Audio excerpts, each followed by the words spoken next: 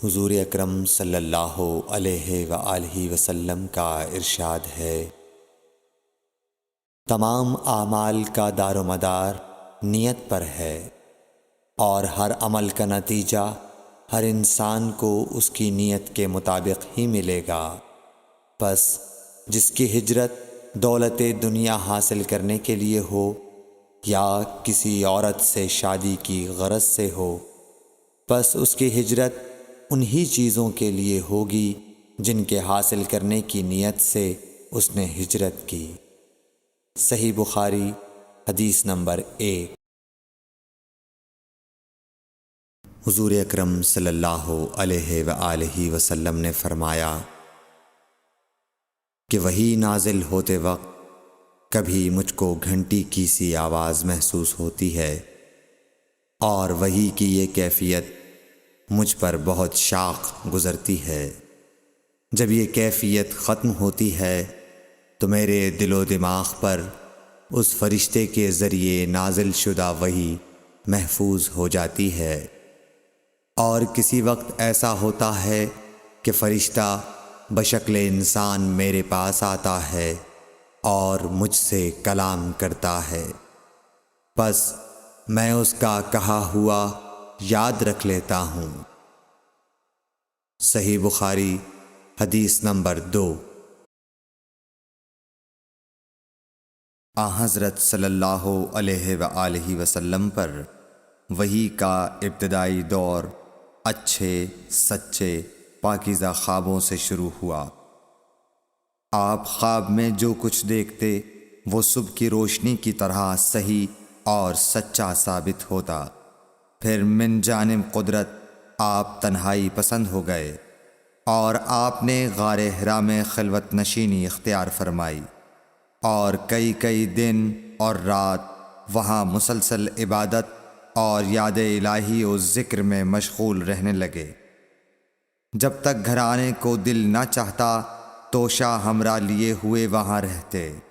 توشہ ختم ہونے پر ہی اہلیہ محترمہ حضرت خدیجہ رضی اللہ تعالی عنہا کے پاس تشریف لاتے، اور کچھ توشہ ہمراہ لے کر پھر وہاں جا کر خلوت گزین ہو جاتے۔ یہی طریقہ جاری رہا یہاں تک کہ آپ پر حق منکشف ہو گیا، اور آپ غار حرا ہی میں قیام پذیر تھے کہ اچانک حضرت جبرائیل علیہ السلام آپ کے پاس حاضر ہوئے اور کہنے لگے کہ اے محمد پڑھو۔ آپ فرماتے ہیں کہ میں نے کہا کہ میں پڑھنا نہیں جانتا۔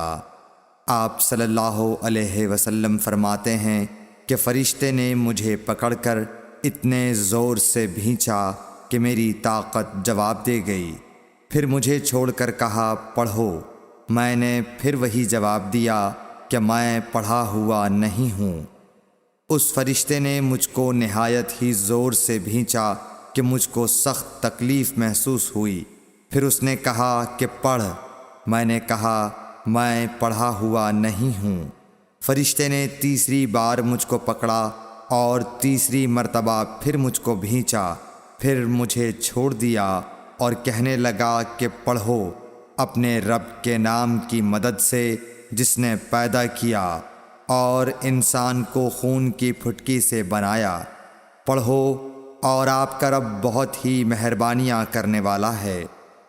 پس یہی آیتیں آپ حضرت جبرائیل علیہ السلام سے سن کر اس حال میں غار حرا سے واپس ہوئے کہ آپ کا دل اس انوکھے واقعے سے کانپ رہا تھا۔ آپ حضرت خدیجہ کے ہاں تشریف لائے اور فرمایا کہ مجھے کمبل اوڑھا دو، مجھے کمبل اوڑھا دو۔ لوگوں نے آپ کو کمبل اوڑھا دیا۔ جب آپ کا ڈر جاتا رہا تو آپ نے اپنی زوجہ محترمہ حضرت خدیجہ رضی اللہ تعالی عنہا کو تفصیل کے ساتھ یہ واقعہ سنایا، اور فرمانے لگے کہ مجھ کو اب اپنی جان کا خوف ہو گیا ہے۔ آپ کی اہلیہ محترمہ حضرت خدیجہ رضی اللہ تعالی عنہا نے آپ کی ڈھارس بندھائی اور کہا کہ آپ کا خیال صحیح نہیں ہے۔ اللہ کی قسم آپ کو اللہ کبھی رسوا نہیں کرے گا۔ آپ تو اخلاق فاضلہ کے مالک ہیں، آپ تو کنبہ پرور ہیں، بے کسوں کا بوجھ اپنے سر پر رکھتے ہیں، مفلسوں کے لیے آپ کماتے ہیں، مہمان نوازی میں آپ بے مثال ہیں، اور مشکل وقت میں آپ امر حق کا ساتھ دیتے ہیں۔ ایسے اوصاف حسنہ والا انسان یوں بے وقت ذلت و خواری کی موت نہیں پا سکتا۔ پھر مزید تسلی کے لیے حضرت خدیجہ رضی اللہ تعالی عنہا آپ کو ورقہ بن نوفل کے پاس لے گئیں، جو ان کے چچا زاد بھائی تھے اور زمانہ جاہلیت میں نصرانی مذہب اختیار کر چکے تھے اور عبرانی زبان کے کاتب تھے۔ چنانچہ انجیل کو بھی حسب منشائے خداوندی عبرانی زبان میں لکھا کرتے تھے۔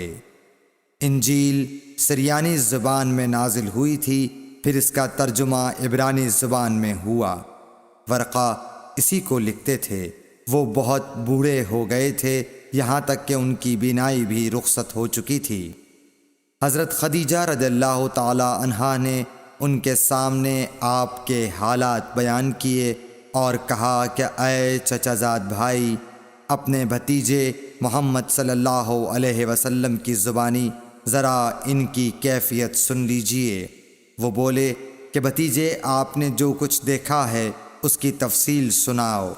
چنانچہ آپ صلی اللہ علیہ وآلہ وسلم نے از اول تا آخر پورا واقعہ سنایا، جسے سن کر ورقہ بے اختیار ہو کر بول اٹھے کہ یہ تو وہی ناموس معزز رازدان فرشتہ ہے جسے اللہ نے حضرت موسیٰ علیہ السلام پر وحی دے کر بھیجا تھا۔ کاش میں آپ کے اس عہد نبوت کے شروع ہونے پر جواں عمر ہوتا، کاش میں اس وقت تک زندہ رہتا جب کہ آپ کی قوم آپ کو اس شہر سے نکال دے گی۔ رسول کریم صلی اللہ علیہ وآلہ وسلم نے یہ سن کر تعجب سے پوچھا کہ کیا وہ لوگ مجھ کو نکال دیں گے، حالانکہ میں تو ان میں صادق و امین و مقبول ہوں۔ ورقہ بولا، ہاں یہ سب کچھ سچ ہے، مگر جو شخص بھی آپ کی طرح امر حق لے کر آیا، لوگ اس کے دشمن ہی ہو گئے ہیں۔ اگر مجھے آپ کی نبوت کا وہ زمانہ مل جائے تو میں آپ کی پوری مدد کروں گا، مگر ورقہ کچھ دنوں کے بعد انتقال کر گئے۔ پھر کچھ عرصے تک وحی کی آمد موقوف رہی۔ صحیح بخاری حدیث نمبر 3۔ حضور اکرم صلی اللہ علیہ وآلہ وسلم نے وحی کے رک جانے کے زمانے کے حالات بیان فرماتے ہوئے کہا کہ ایک روز میں چلا جا رہا تھا کہ اچانک میں نے آسمان کی طرف ایک آواز سنی، اور میں نے اپنا سر آسمان کی طرف اٹھایا۔ کیا دیکھتا ہوں کہ وہی فرشتہ جو میرے پاس غار حرا میں آیا تھا، وہ آسمان و زمین کے بیچ میں ایک کرسی پر بیٹھا ہوا ہے۔ میں اس سے ڈر گیا اور گھر آنے پر میں نے پھر کمبل اوڑھنے کی خواہش ظاہر کی۔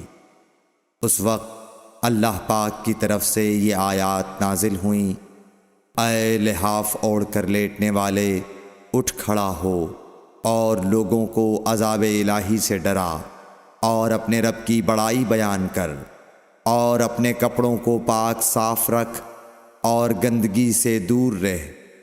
اس کے بعد وہی تیزی کے ساتھ پے در پے آنے لگی۔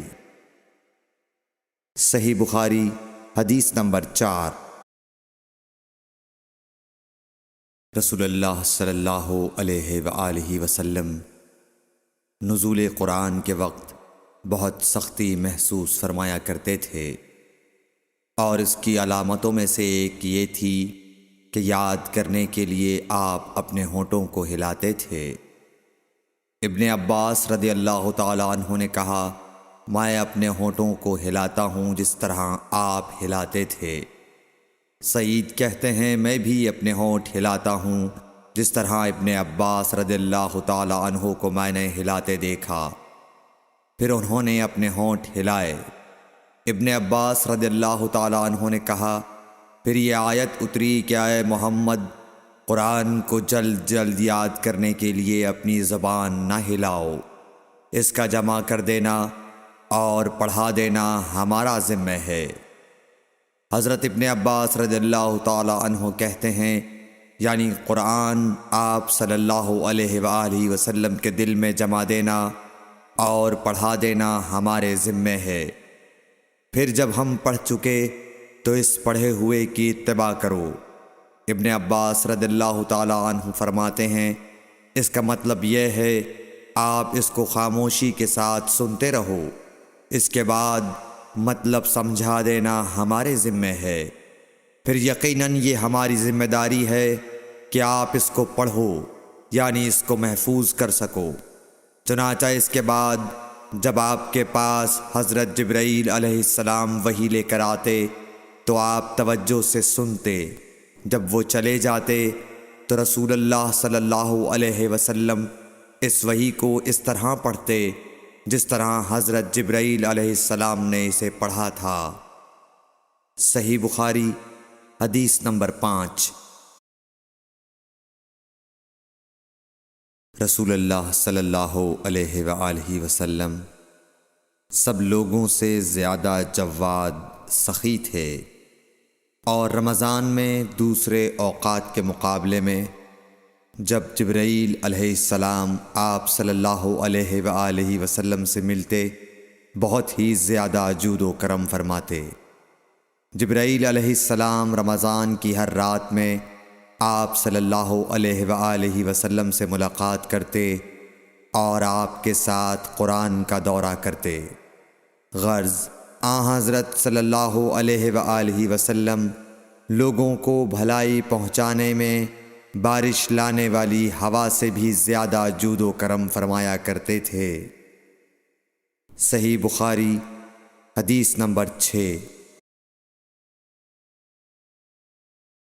ہرقل شاہ روم نے قریش کے قافلے میں ایک آدمی بلانے کو بھیجا، اور اس وقت یہ لوگ تجارت کے لیے ملک شام گئے ہوئے تھے، اور یہ وہ زمانہ تھا جب رسول اللہ صلی اللہ علیہ وسلم نے قریش اور ابو سفیان سے ایک وقتی عہد کیا ہوا تھا۔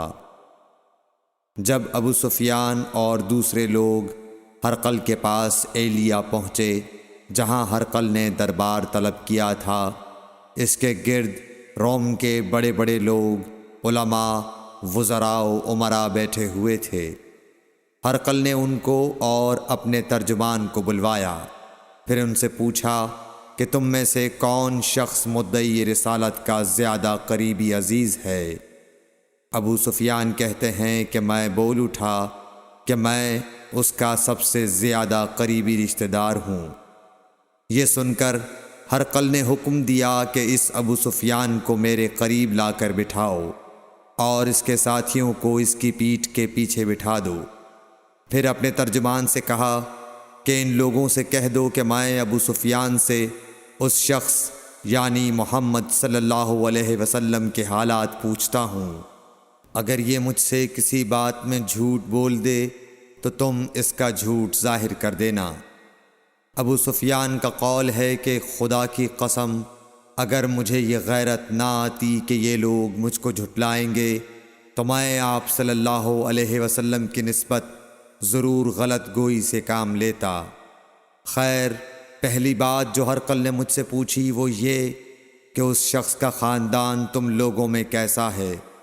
میں نے کہا وہ تو بڑے اونچے عالی نسب والے ہیں۔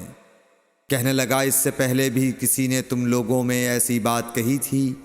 میں نے کہا نہیں۔ کہنے لگا اچھا اس کے بڑوں میں کوئی بادشاہ ہوا ہے؟ میں نے کہا نہیں۔ پھر اس نے کہا بڑے لوگوں نے اس کی پیروی اختیار کی ہے یا کمزوروں نے؟ میں نے کہا نہیں، کمزوروں نے۔ پھر کہنے لگا اس کے تابعدار روز بڑھتے جاتے ہیں یا کوئی ساتھی پھر بھی جاتا ہے؟ میں نے کہا نہیں۔ کہنے لگا کیا اپنے اس دعوی نبوت سے پہلے کبھی کسی بھی موقع پر اس نے جھوٹ بولا ہے؟ میں نے کہا نہیں، اور اب ہماری اس سے صلح کی ایک مقررہ مدت ٹھہری ہوئی ہے، معلوم نہیں وہ اس میں کیا کرنے والا ہے۔ ابو سفیان کہتے ہیں میں اس بات کے سوا اور کوئی جھوٹ اس گفتگو میں شامل نہ کر سکا۔ ہرقل نے کہا کیا تمہاری اس سے کبھی لڑائی بھی ہوئی ہے؟ ہم نے کہا کہ ہاں۔ بولا پھر تمہاری اور اس کی جنگ کا کیا حال ہوتا ہے؟ میں نے کہا لڑائی ڈول کی طرح ہے، کبھی وہ ہم سے میدان جنگ جیت لیتے ہیں اور کبھی ہم ان سے جیت لیتے ہیں۔ ہرقل نے پوچھا وہ تمہیں کس بات کا حکم دیتا ہے؟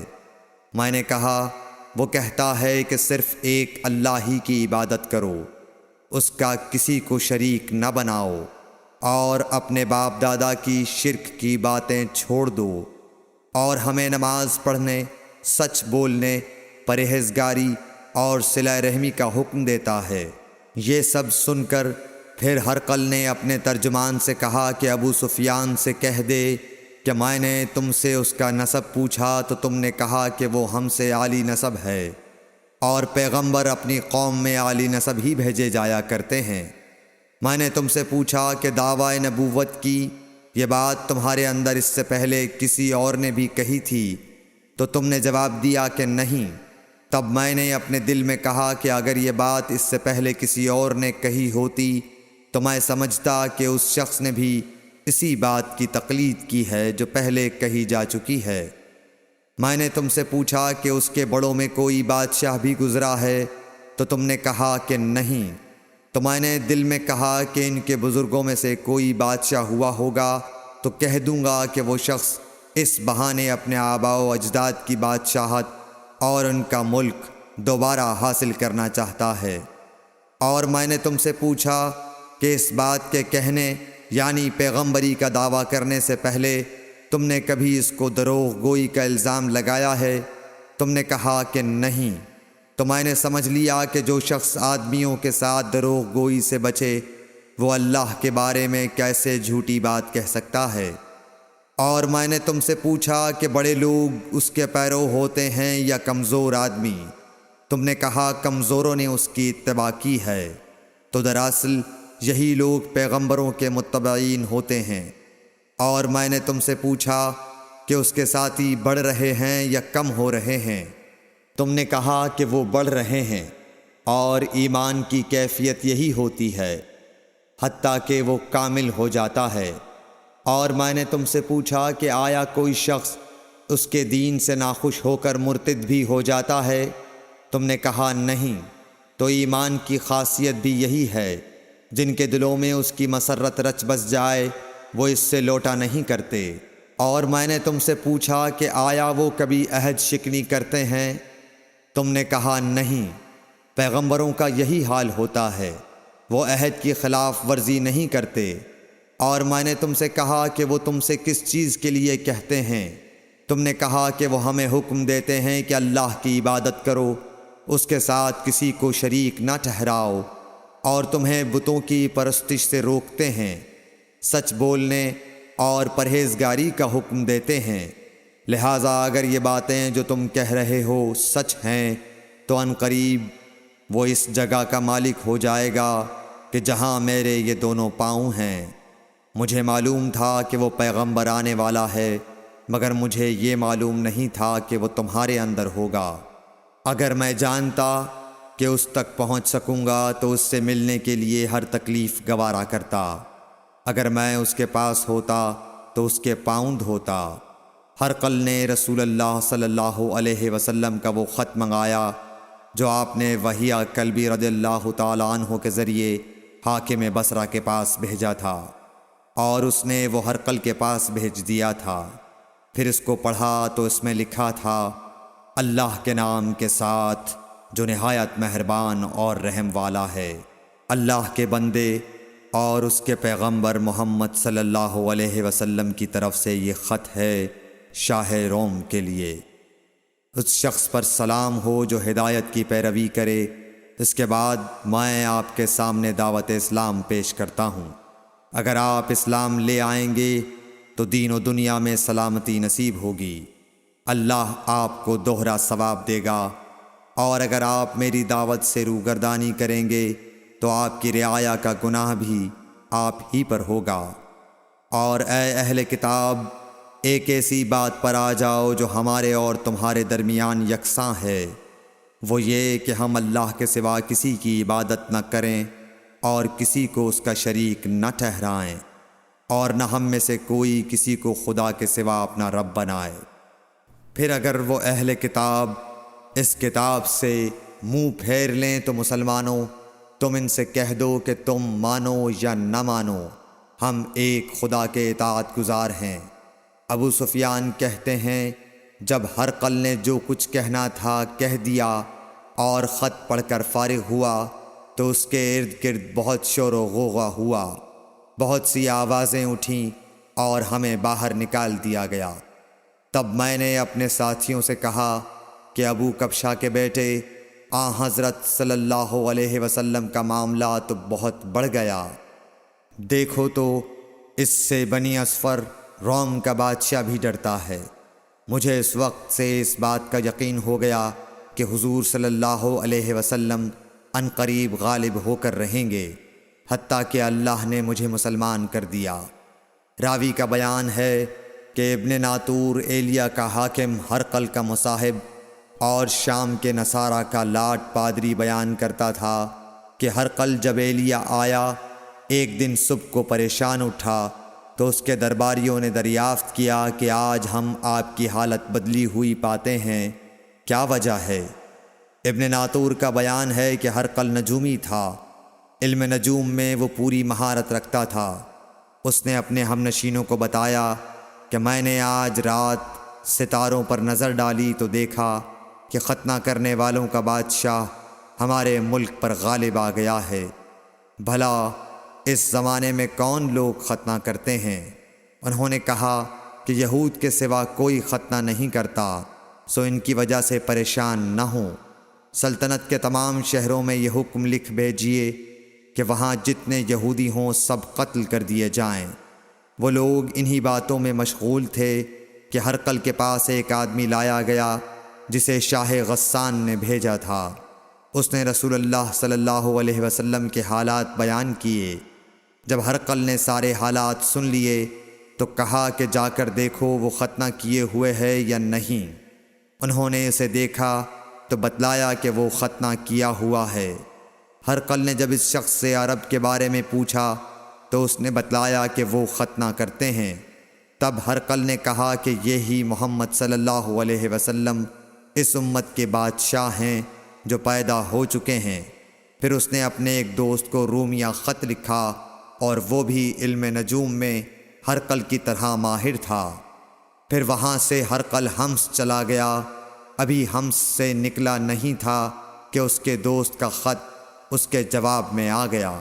اس کی رائے بھی حضور صلی اللہ علیہ وسلم کے ظہور کے بارے میں ہرقل کے موافق تھی کہ محمد صلی اللہ علیہ وسلم واقعی پیغمبر ہیں۔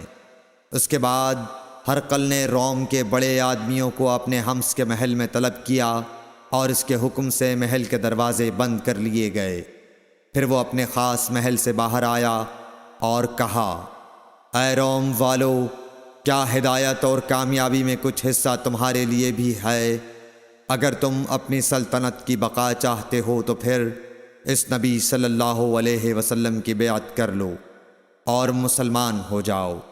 یہ سننا تھا کہ پھر لوگ وحشی گدھوں کی طرح دروازوں کی طرف دوڑے، مگر انہیں بند پایا۔ آخر جب ہرقل نے اس بات سے ان کی یہ نفرت دیکھی اور ان کے ایمان لانے سے مایوس ہو گیا تو کہنے لگا کہ ان لوگوں کو میرے پاس لاؤ۔ جب وہ دوبارہ آئے تو اس نے کہا، میں نے جو بات کہی تھی اس سے تمہاری دینی پختگی کی آزمائش مقصود تھی، سو وہ میں نے دیکھ لی۔ تب یہ بات سن کر وہ سب کے سب اس کے سامنے سجدے میں گر پڑے اور اس سے خوش ہو گئے۔ بالآخر ہرقل کی آخری حالت یہی رہی۔ صحیح بخاری حدیث نمبر 7۔